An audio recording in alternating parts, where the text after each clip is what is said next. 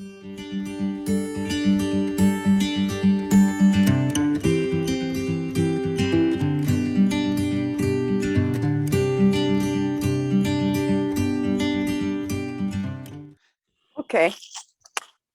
Aloha and mahalo for joining us for this public presentation of Bamboo Ridge's archives. I'm Jean Toyama, your tour guide today. I'm so happy that you are all here. We will be exploring this site and its uses and possible ways beyond just the pleasure of reading. What you see today is the result of work that started in 2018 to preserve the out-of-print and almost out-of-print issues of Bamboo Ridge.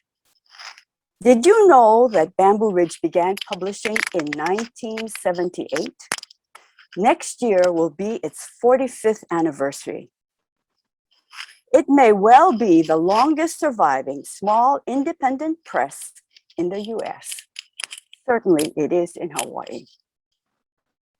Its original editors, Darrell Lum and Eric Chalk, and the numbers keeper, Wintek Lum, were determined that the voices of local writers be heard.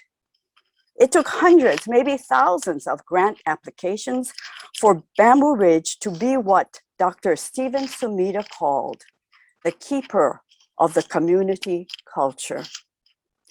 Fortunately, we learned from Bob Buss, former executive director of the Hawai'i Council for Humanities, that there was a category of grants for preservation, just what was needed for the keepers of Hawaii's local culture.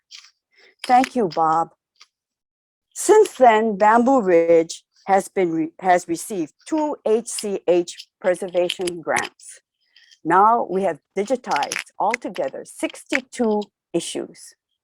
We thank the Hawai'i Council for the Humanities, Aiko Yamashiro, Executive Director, and our handholder, Stacy Hoshino, who helped us through the second funding. None of this would have been possible without Kapi'olani Community College sponsoring and hosting this collection. Thank you, Annie Thomas, Head Librarian, and thank you, Sunyeen Pai, for your generosity of time and expertise. The site would not be a reality without you, Sunny. Why did we do it? Eric Chalk says it simply and honestly. You got it?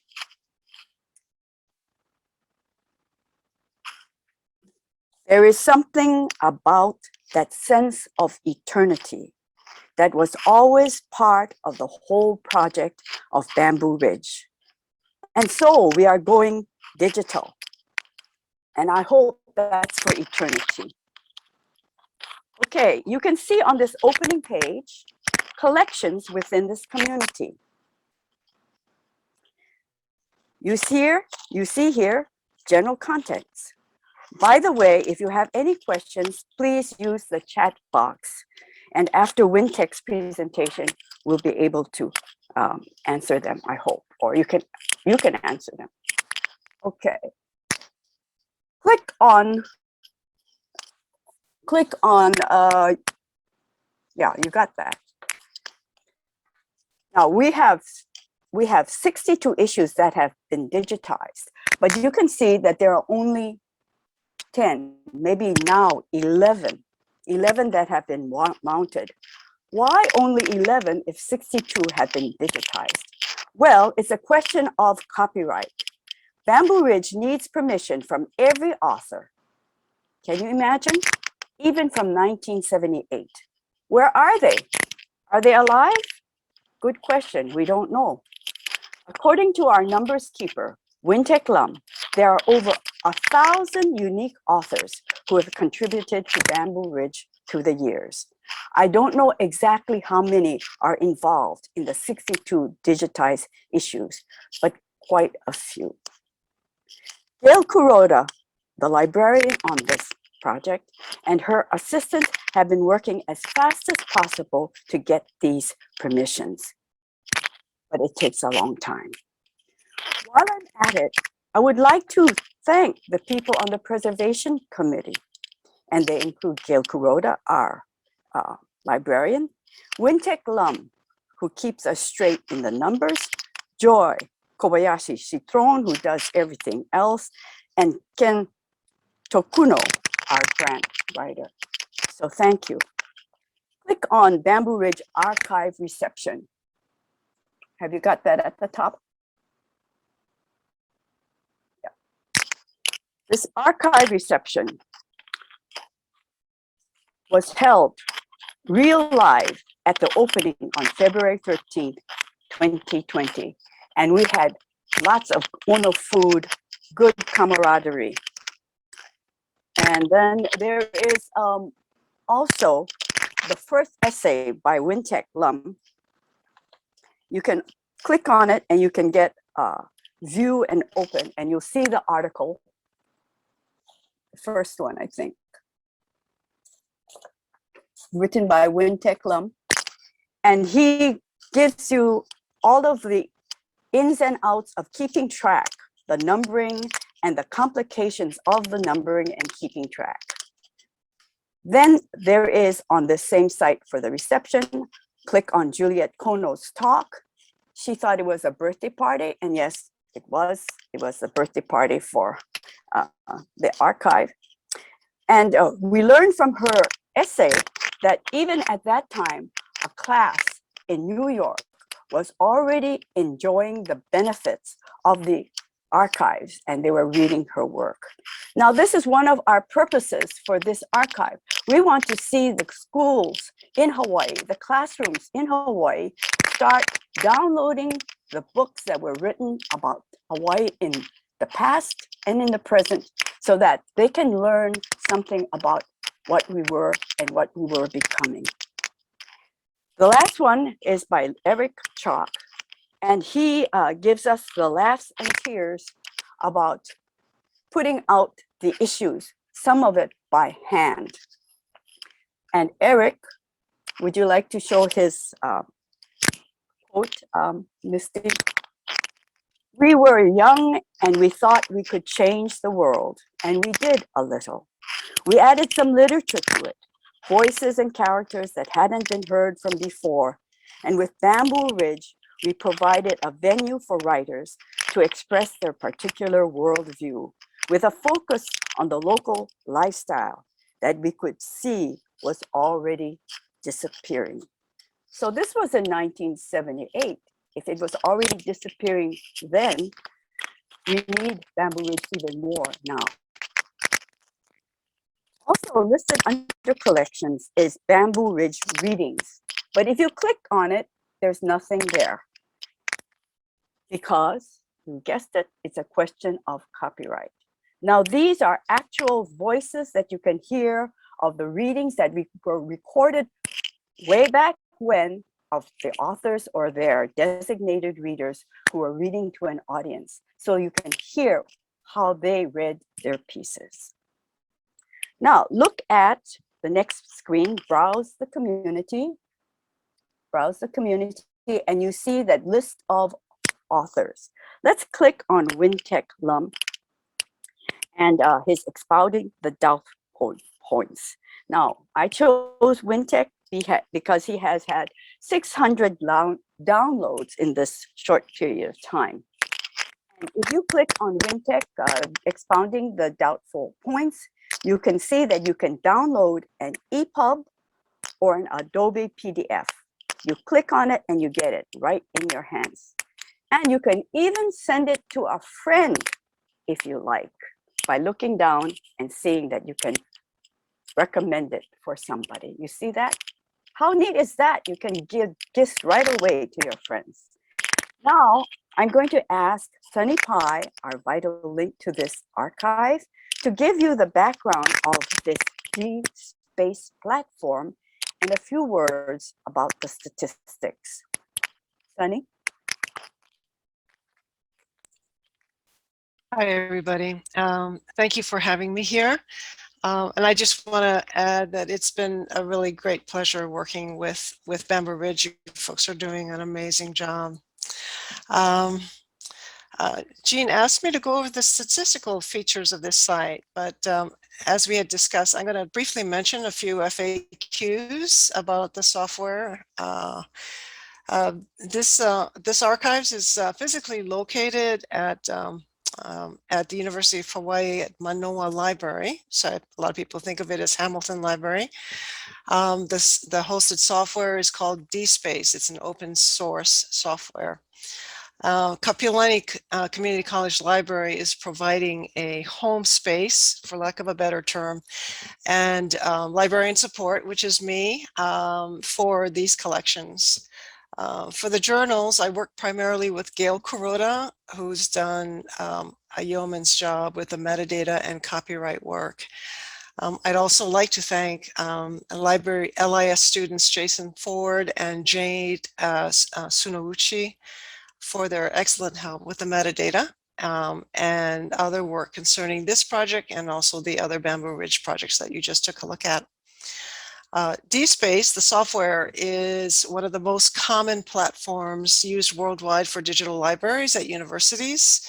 And search engines such as Google search have been optimized to locate materials published on DSpace sites and other university repository type software sites, because they know that quality materials come from here, from these kinds of platforms. So that's one of the advantages of using this kind of software. Now, if I could just share a screen briefly.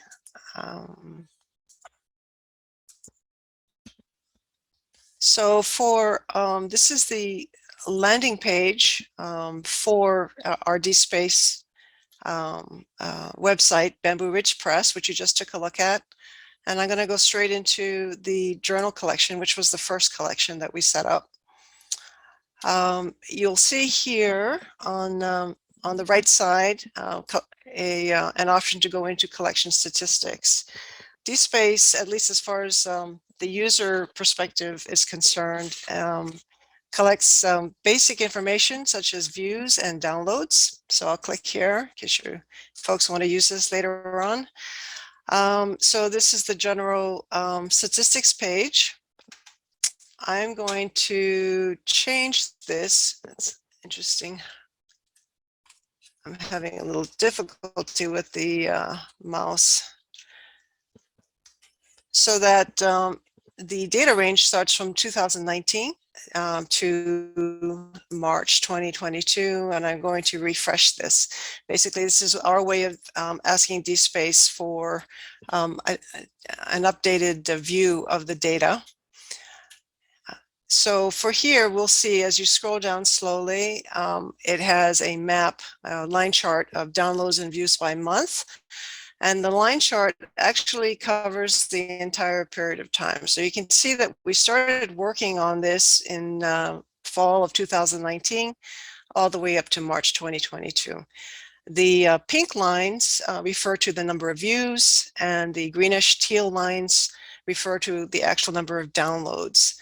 So there's a peak of activity going on right here, February 2020, January 2020. That was the time of the opening reception that was held at Kapi'olani Community College. And then there's another peak in fall 2020, etc. So you can see the activity. If you scroll a little bit further down, you can see the actual numbers. You just can move it to the right. You can see the views and the downloads with more detailed information. One thing to keep in mind is we've been uploading like once every, we've been uploading like about 3 or 4 times a year or something like that. So issues come on slowly over time. But the top 10 items so far is a gilt payment. It's experienced 1,300 downloads. You can see here the top 10, all the way down to Teapot Tales, which is at 97. And our top cities, as one would expect, Honolulu is right up there at the top. And then we've got California in there, Texas, in order of ranking. I think Jinan gets in there. I'm guessing that Jinan is in China. For top countries, again, no surprise, US is at the top. I guess Gina must be very busy. So we're getting a lot of downloads from China, Europe, Canada, of course, and then very interesting, Ukraine is in there at 194. If you were interested in seeing information about unique visitors, because these are repeat downloads and views, you could query for unique visitors and then do a refresh of the data. It doesn't really affect this chart, unfortunately, but down here it will show you that we have over 3,700 unique internet addresses from which people have visited. So that's it for a little review of the statistical features. So if there's any questions, I guess I'll be hanging around for later. Thank you. I'm going to stop sharing. That is fascinating. Thank you so much, Sunny. Boy, I'm impressed even by the numbers. Okay. Now, in Eric's piece, he suggests something that might frighten some students. I don't know, but I hope it challenges them.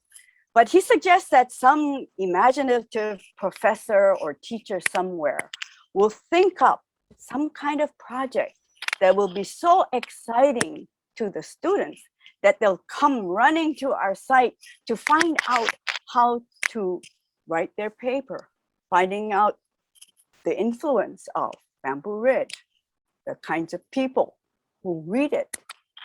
What was Hawaii like from the point of view of writers in 1978, in 85? Because to get to know a community is not only to know the history of that community, but to know what the people think and what writers are writing in their poetry, what they're writing in their stories.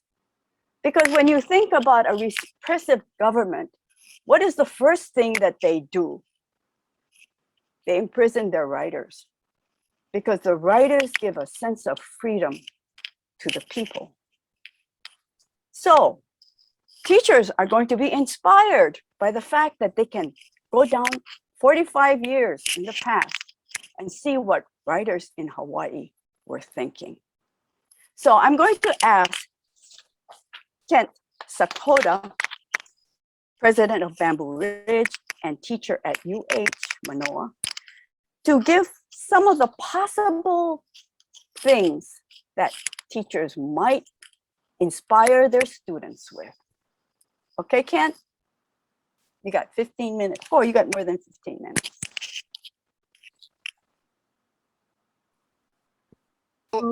And then, sorry, really quick, Kent, before I can also, if you'd like, Jean, share a little bit about how Bamboo Ridge is sharing the archive. Okay.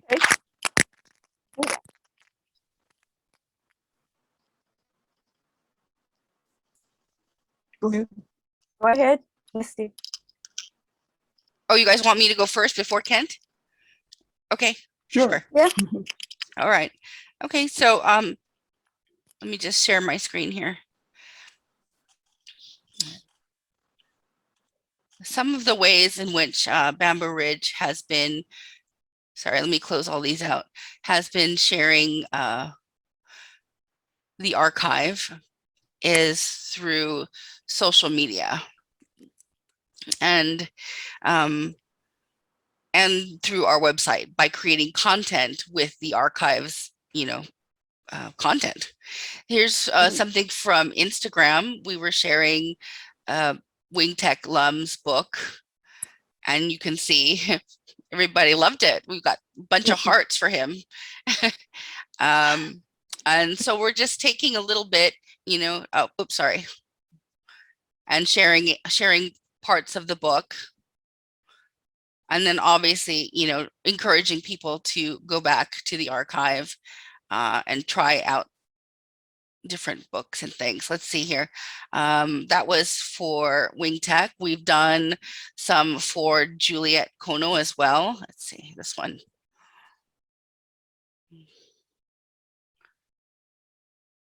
More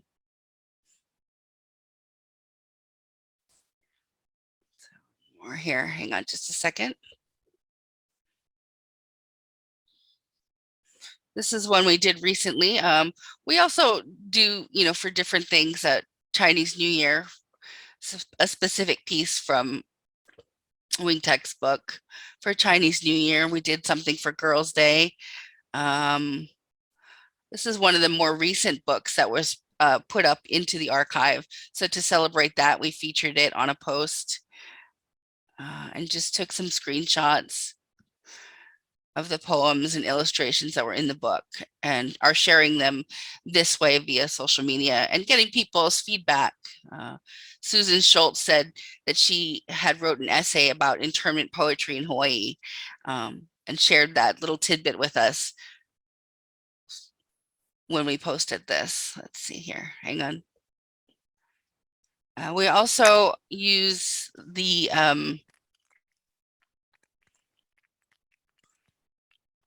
sorry, hang on. We also use it for our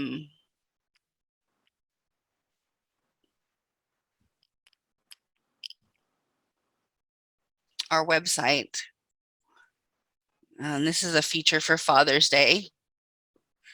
And it was a piece by Susan Nunez in her book, A Small Obligation and Other Stories of Hilo. We link back to the archive. Wonderful. Always. So those are just some of the ways we're using and sharing the content and sort of, getting some of these older poems and stories and books out there again. And let me go ahead and stop sharing so that Kent can continue with how teachers will be able to use this.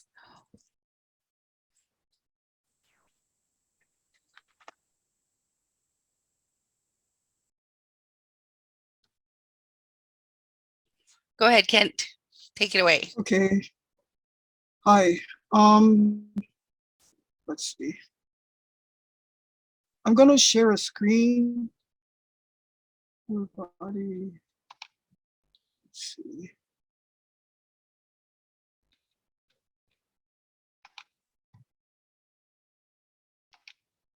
Okay. Can you see that? Yeah. Okay. So I gotta apologize ahead of time because I might go back and forth into Pidgin and mix with English as well too. But anyway, what I was assigned to do was basically to come up with some ideas for people to do research with the using the archive, and that was a really difficult task because for one thing, I'm not really a writer. I don't write literature. My background is basically linguistics, and the one article, I think the one article that a friend and I, Emil Hargov and I wrote for Bamboo Ridge happened to be a nonfiction piece about Pidgin. So I do a little bit with linguistics, and I do a little bit with Pidgin, and that's what I teach actually at UH here. But what I thought I would do, and what kept bugging me was that were some more general, bigger questions in terms of, like, why is literature so important, and why should we care, basically? So how come our story is so important, and what for we should care? And in that process of looking at that kind of thing, then I figured that I would come up with different kinds of ideas. And so these are some stuff that that I came up with. So generally I have 5 different areas. Sorry, we have a time, so I have to put my timer on, sorry. So I have 5 different areas that I thought should address that particular question. Why is it important? Why is literature generally important? And then I'll bring it down to memory stuff. So the first one is why, because we need to recognize diversity, okay? And then I'll just go down the first 5 and then I'll go back again. So the second one, because literature express identity, because literature are repositories of history, because they contribute to the sum of human knowledge, and 5, because they're interesting in themselves and they help us. Okay, so going back again, so number one, because we need to recognize diversity. So in terms of Bamboo Ridge itself, the reason why Bamboo Ridge exists today, or the reason why they started, was basically because they needed to be diverse, right? They were a diverse group. They were a group. They represented local Hawaii, and they wanted to be recognized for what they were doing, you know. So there was a talk story conference in I think what was here 76, I think, I believe correctly, and where they hosted a conference here in Hawaii, and they basically felt like they were just playing host and not really participating. So Daryl and Eric then decided to create Bamboo Ridge, and that's, you know, making a long story short, and to give local writers who want to write local stuff for local people, basically, that's kind of in a very generous way their mission statement. Okay, and it's basically in some ways, right? It's about recognizing diversity. So under this diversity thing, then what came to mind was, because of my linguistics background, there is a thing now that's really popular in linguistics, and it's called linguistic landscaping. And what people do is they go out very quickly, this landscaping thing. People go out and they canvas an area, let's say just a street or an area, a town or whatever, and they look at what kind of language is happening there. Okay, so it's kind of to give us an idea of what kinds of diversity there is in a particular area, and why, you know, some are more dominant than others or whatever, and come up with some ideas about why this is happening in the particular area. So I'm bringing that model into looking at literature, looking at Bamboo Ridge stuff, right? And saying, okay, so going through the literature, then what kind of stuff are happening there? Yeah, so someone who's doing any kind of research then might want to pick a particular kind of topic and then go and then investigate that particular topic within the different books, you know, in all of the different stuff that's going on. Okay, so that's one of the things. The other thing for diversity was that, and I thought was really interesting, was that when I started to recall my younger college years, I started in the 70s, in the early 70s, right? So this is a time when things were starting to change, and that there was more recognition of, let's see, what is now referred to as indigenous kinds of writings. At that time there, what was really big was, if I remember correctly, it was Black studies was happening all across the mainland. It just started to happen. And in Hawaii, there was the establishment of like ethnic studies programs here. Okay, and at the same time, in the 70s, you know, they talk about the Hawaiian Renaissance. They talk about, in some ways, the Pigeon Renaissance as well that happened in the mid 70s and stuff, right? So what I thought was really interesting was that what was happening in the rest of the country and what Bamboo Ridge was doing was kind of related but different, right? Because here it wasn't, they weren't necessarily looking at only at indigenous writers, or, you know, but they were looking at another category, the category of being local. So looking at local writers, right? So if someone wants to do research about what is local, and that's a question that comes up today, is still controversial, then Bamboo Ridge is certainly the place to go to look for that kind of thing, because this is what was their mission statement at the time there, right? And in particular, because this is all starting in the 70s when Bamboo Ridge started, then certainly going back to the archive and looking at the writings at that time there, then you get a sense of what people thought was being local. Okay, so that's one thing. Okay, The other thing, of course, is because literature expresses identity, and again, this linguistic landscape model thing, right? So I'm looking at a more personal linguistic landscape. So looking at if you want to do research for with a particular writer, let's say, so like with Julia, she has 2 books now in the archive, right? Tsunami Years and Hilo Rain, right? And you can do a study of someone looking at the stuff there, and you can do a personal linguistic landscape kind of thing there. So it's actually extending that particular model into using looking at a particular writer per se, or looking at doing a comparison of 2 writers of a time or whatever, and you can do research in that way too. Okay. Okay, so going on then, number 3, because literature are repositories of history, right?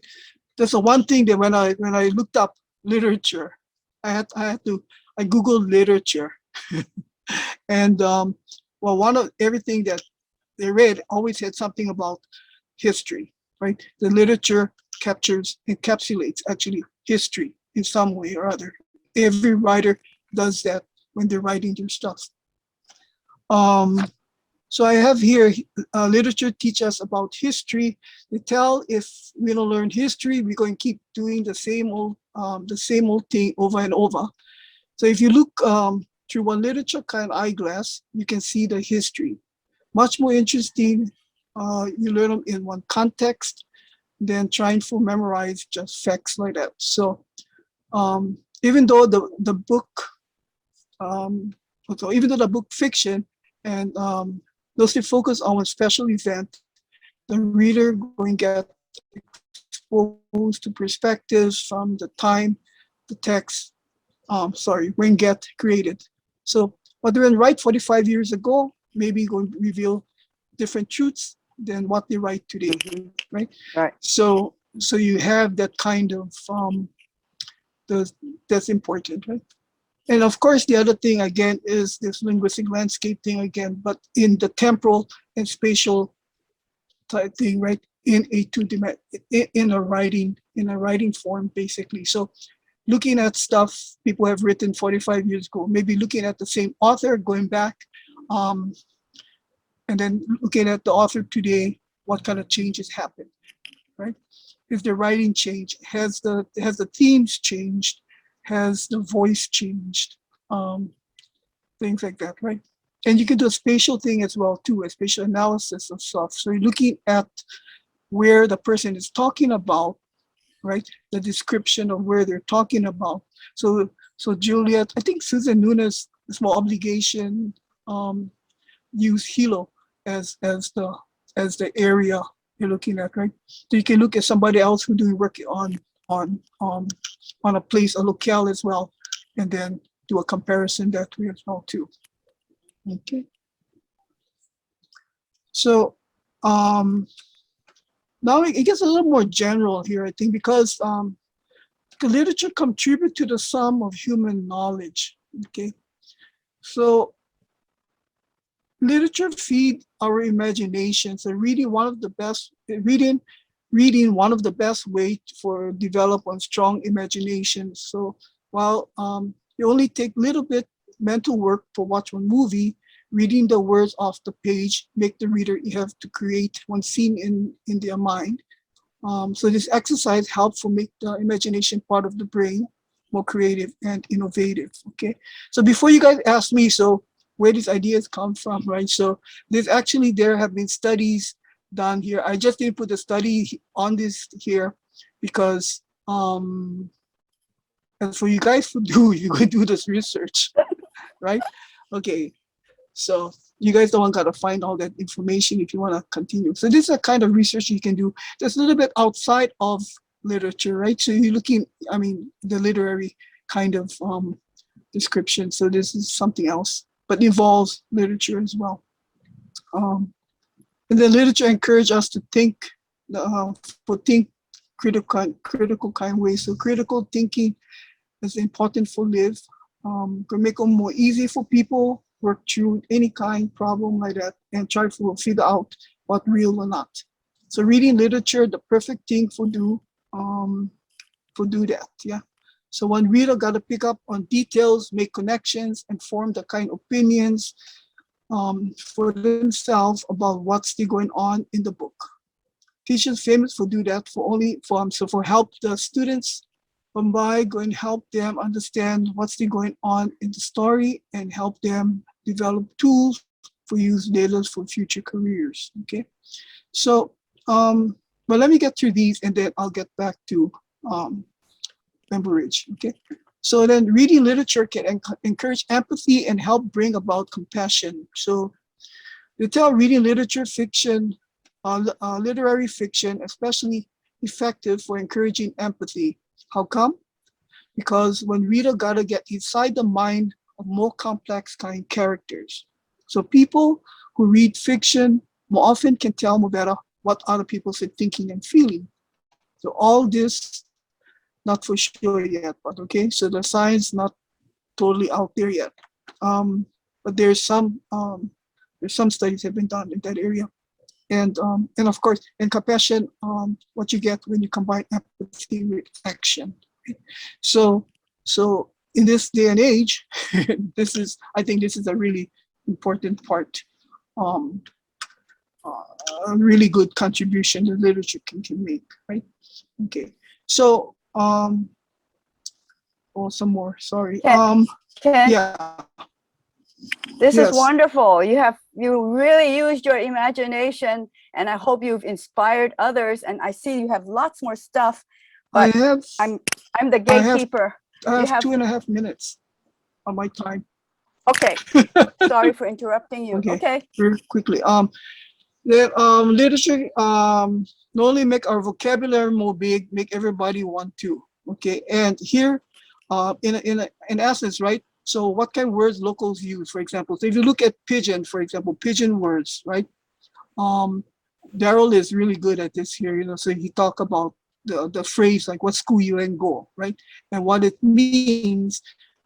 So people use the phrase and it doesn't only mean what school you went to, right? It also means trying to make a connection with other people, right? So if you find out what school they went go, so if they went go McKinley, like they're, hey, my brother, or this in person, you're making that kind of connection, and that's an important thing. And it's built into the words and the phrases and the sentences that you use, right? And there's also like the question is, well, was this the same back in the 70s, 45 years ago? Do the kids today even know this kind of thing, right? So these are kind of studies you can do. I'm gonna jump. So 5 is like, because the literature is just interesting by themselves, right? Everybody loves to read rich stuff, right? If you local, this is local literature. But these are just some things. Again, people have made studies so that literatures can make you concentrate and focus better. More literature, real strong for stress relief. Reading literature going to keep your brain more young, and literature can improve how we communicate. Okay, so that's it. Thank you so much, Kent. We'll go ahead and Yes. if you want to send that to me, I'll go ahead and put it up on our webpage. Okay. Okay, I might want to fix it first. Okay. Great. I think you have inspired some teachers who may be watching us today, and it showed that you really had a lot of imagination, because when we started, we didn't know where you were going to go.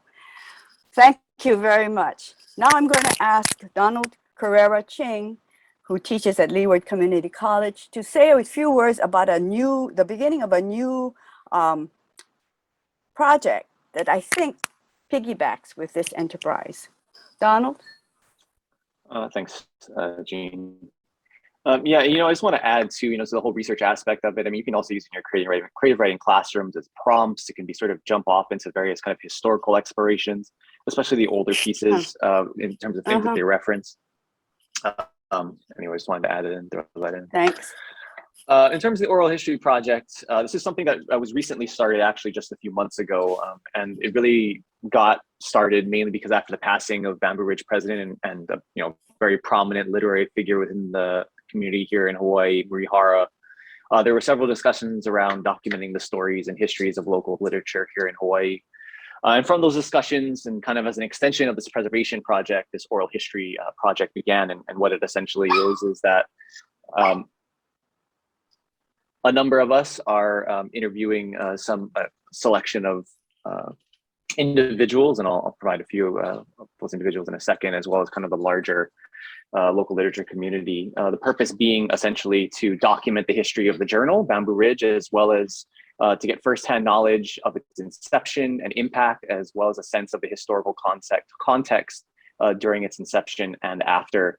You know, a lot of the kind of questions and historical details that Kent was providing is coming up in these oral histories. Right now, I'm interviewing Eric Chalk.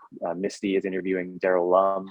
We'll also be interviewing, just within this first round of interviews, Wing Tech, Juliet, and Mavis Hara as well. And we're really getting a sense of the stuff that, you know, it's made its way into some of the interviews that have happened over time, but also it hasn't.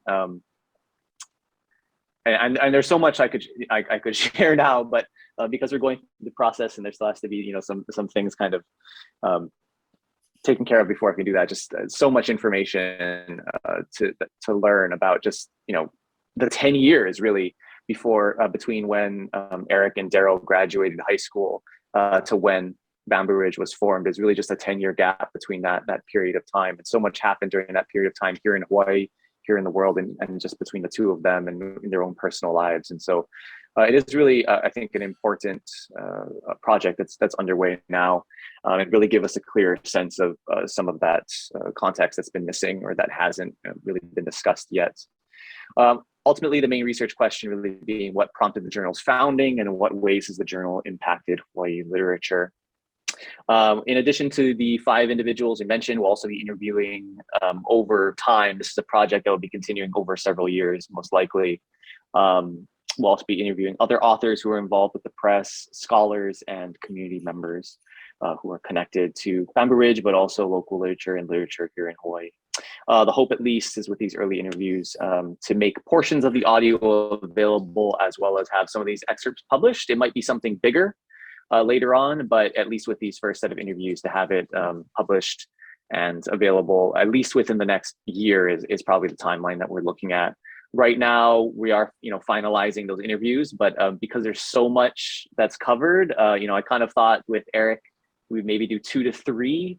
It's really looking at 4. We might even have more there, just because, again, there's just so much content and so much information, and so much of it is really important and never seen kind of discussed before. And so that's what we're really doing. So in the early stages, but we hope to have it available within the next year, and to bring that to you folks and to have it published alongside the other things that are going on with the preservation project. Thank you. Thank you, Donald. Now, I'm going to ask Wintek Lum to give the perspective of a writer has undergone some kind of resurrection in the public mind. So, Wintek, where are you? There you are.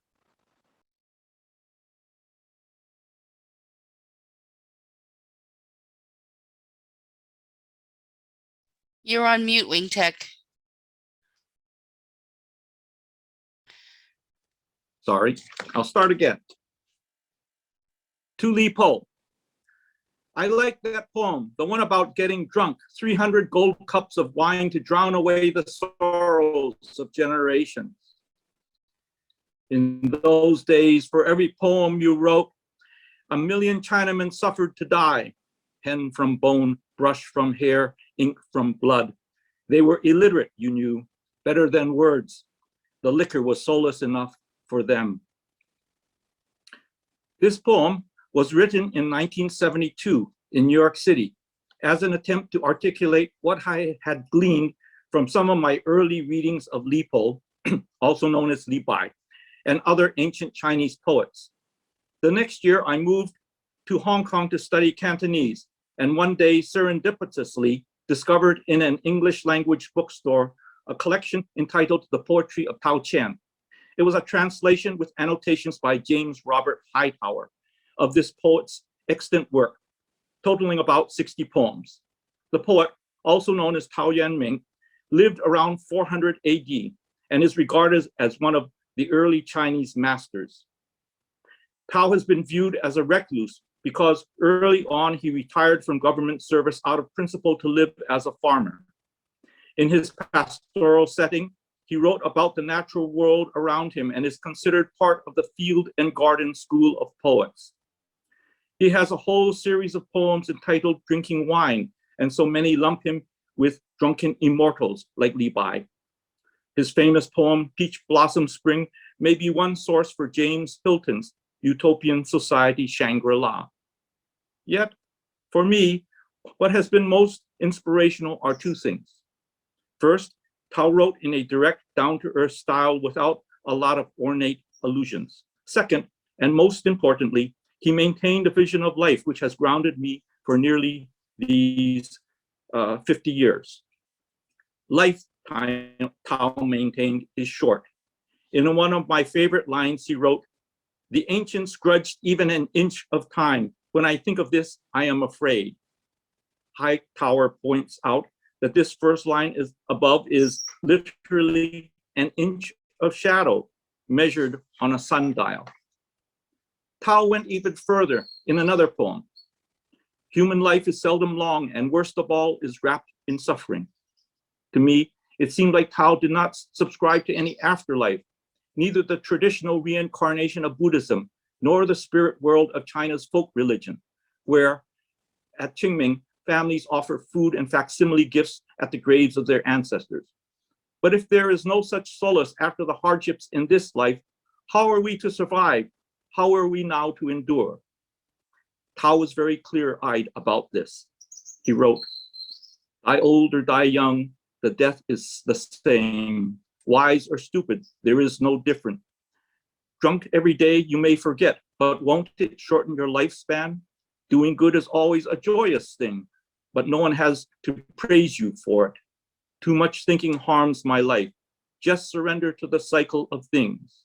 Give yourself to the waves of the great change, neither happy nor yet afraid. And when it is time to go, then simply go, without any unnecessary fuss." In several other poems, Tao succinctly tells us, I clung to firmness in adversity, using a term from Confucius. To me, it is the equivalent of the slang term, suck it up. Only in a few instances does Tao offer a modest hope beyond perseverance. He wrote, "Life is short, but our desires many, and all mankind finds joy in living long. But what is the thatched hut gentleman to do who helpless views time's revolutions? The dusty cup shames the empty wine cask, the cold flower blooms uncelebrated. Drawing tight my robe, I sing to myself, in my reverie, deepest feelings stir. There are many joys in living here, and just to see it through is something gained." Tao was acutely aware of his physical self as mortal, a short and hard life which he faced squarely with fortitude, notwithstanding his knowledge that ultimately he would succumb. The alchemy he sought was not to prolong the quantity of life, but to enhance its quality. Amidst sorrow and dread, he focused on celebrating whatever joys he could manage. And Tao's greatest joy was literature, the reading and writing of poetry. He wrote, "A good poem excites our admiration. Together we expound the doubtful points."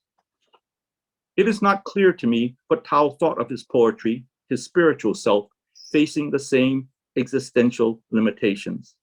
His writings were not much recognized during his lifetime, and that seems to have been a source of disappointment for him. At one point he declared, "It matters not what eulogies are sung after my death." Elsewhere, though, Tao looked to the past for guidance and esteemed what Hightower called certain historical models of self-denying rectitude. Of one such old master, Tao commented, "Alive, his name was known to all the world, and after death is handed down forever." So maybe leaving one's good name, or perhaps a core body of poetry for posterity, indeed would have mattered to Tao. In any event, enough of his poems were copied and shared and then passed down to succeeding generations. This was employing the technology of the times, scribes with brush and ink and rice paper rolled up in scrolls. Fortunately, he was rediscovered by Tang poets like Du Fu and Song poets like Su Shi, both of whom acknowledged Tao as a major influence. It was then that he achieved a longevity, though not immortality, that was probably beyond his wildest comprehension. And as luck would have it, after some 16 centuries, transcending both space and time and also language, I too was able to find his work on a dusty shelf in a not well patronized bookstore in a city far away.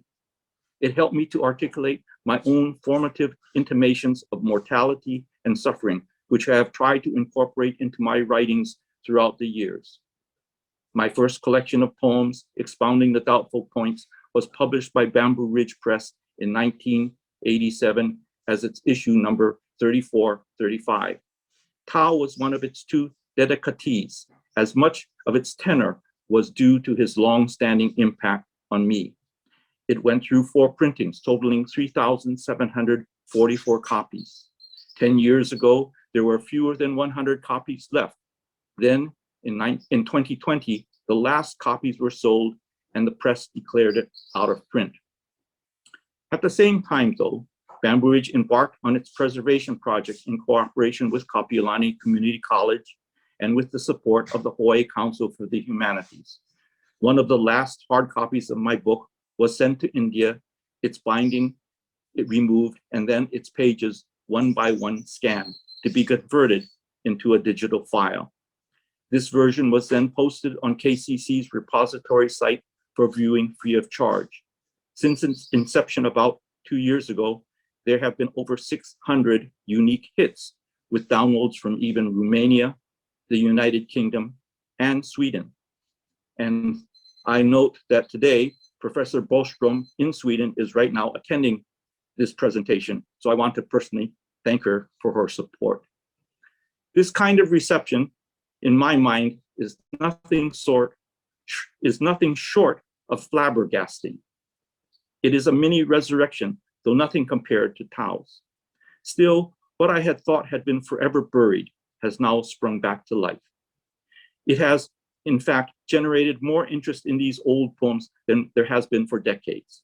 Obviously, having free and immediate access at the click of a few buttons is the reason. I will take whatever I can get. I will end with a poem written in 1974 in Hong Kong. I was renting out a room from a church in Quarry Bay. 2 others, an old lady and a young girl who was a freedom swimmer from China, had interior rooms. Mine came with the window, which was great because I could dry my newly washed clothes by placing them on hangers hooked onto the cast iron gratings of my window. This poem is entitled, To the Old Masters. I have no wife, much less a son, to lament over when he has died in his infancy. I have never seen a peach blossom in the bud, nor stood beneath the red cliffs awed by their towering history. Alcohol tastes bitter to me. I have always shunned such classic delights. Few friends of mine write poems. Even letters are hard to compose. How can we swap our sentiments? Poring over your lyrics, the translations at my side, I worry about how muddle-headed my past innocence has made me. This is my only claim to sorrow. Whatever glimpses I have caught of the vision within your words must be due to your daring, as the moon on this night illumines to the far reaches of my room, beaming through a window cluttered now with clothes, drying in the breeze. Thank you.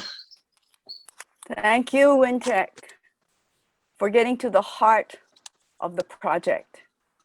This is why the archives have been made, so that writers can be resurrected, as you so wonderfully illustrated today. Now, are there any questions? Did we receive any questions, Misty? Yes, there are some questions here. Probably Sunny would be good to answer them. It says, okay, so mahalo to Sunyeen and KCC on this project and BR for allowing this to happen. Truly an amazing project. Bamboo Ridge is a local treasure. Do you also have plans to preserve Aloha shorts in DSpace as well? Also, are there plans to incorporate the permalinks into the MARC records so they can get into Primo?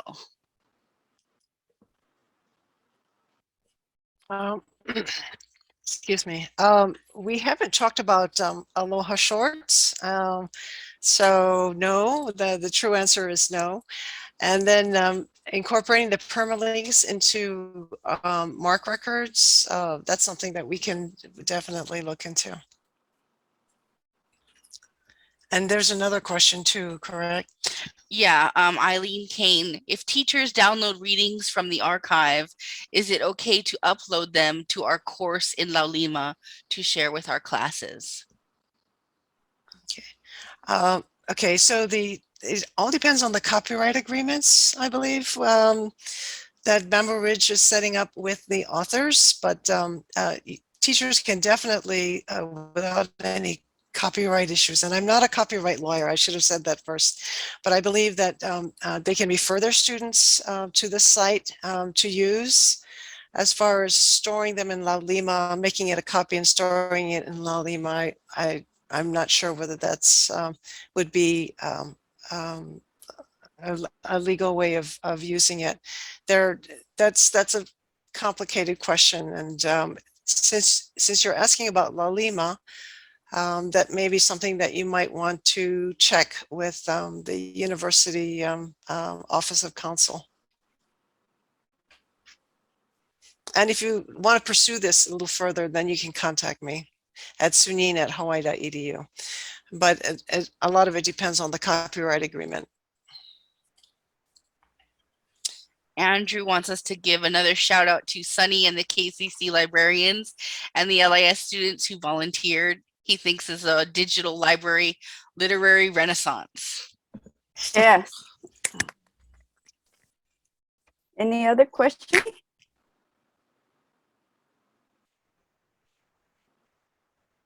No? Well, Sorry, can't hear hang you, on. Miss- Sorry. Deanna says that she loved the Zoom readings and any more future read alouds for the community to experience BR authors and poets. Yeah, you can follow us on social media. We always announce our events. Scott Kikawa has some readings coming up next week and early April. I know Donald Carreira Ching will be doing some stuff at the end of April regarding our oral history project. So yeah, we've got a lot of stuff coming up. Anybody have any other comments, guys? Well, I urge all teachers or anybody who has students to please go to this site, and you have free books to offer to your students. Get them to read the local literature, please. Is that it? Okay, I urge you to fill out the survey. Where would they find out the survey? As soon as the webinar is over, a screen will pop up, and just a few questions, short. Your responses help us with our grants. Yeah, thank you very much for doing this survey. Mahalo to all of you, and let's continue to send our aloha to Ukraine. So bye, everybody. Thank you.